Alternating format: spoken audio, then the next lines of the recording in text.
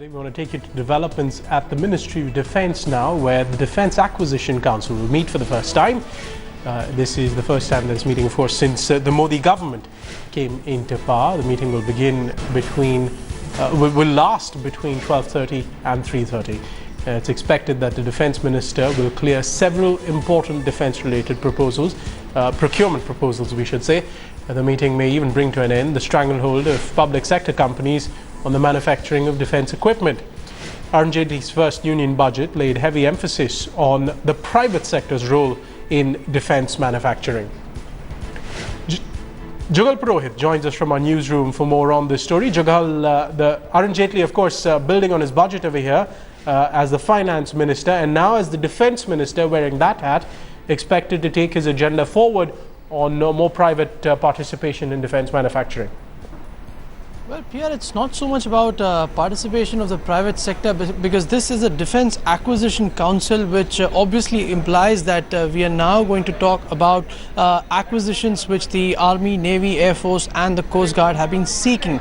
What we understand is that given the fact that the DAC is the highest, it's the apex level authority of the Defence Ministry, its job is to, give in principle approvals. It's called acceptance of necessity for several proposals that the armed forces may bring. It also has to clear at the end of every negotiation for price and for contracts. At the end of it, it's again the DAC which takes a final call whether to give a go-ahead or not. Subjects can then move forward to the Cabinet Committee on Security for the final approval before the contract can be inked. So this is an extremely crucial authority. What we also understand, Pierre, is that the Indian Army, Navy, Air Force, the Coast Guard, all of them have several proposals in line. The last Defence Acquisition Council took place in the month of April when the previous government was there, and it's a body which generally meets once in a month, but for the last 3 months it obviously hasn't met. So we expect that there are a lot of proposals from the side of the Navy. There is a proposal for acquisition of submarines which has been pending.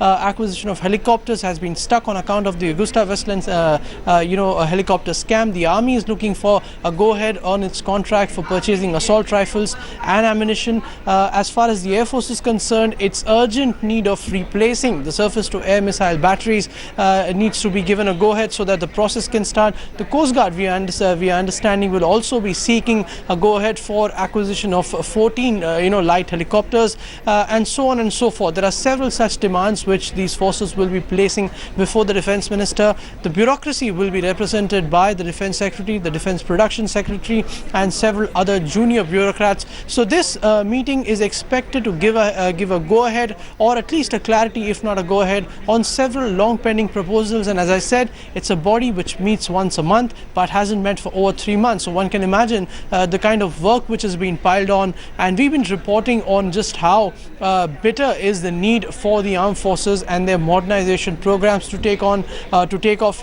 And even though this time around the budget which was presented did not provide any scope for capital acquisition, they will have to rely on the interim budget presented by the UPA administration in the month of February this year.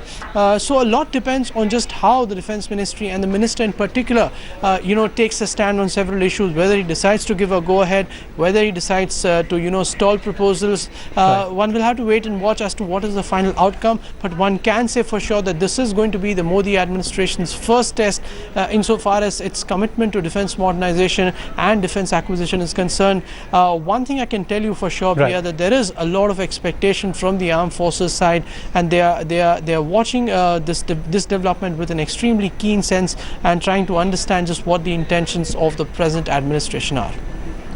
Jagat, many thanks for that.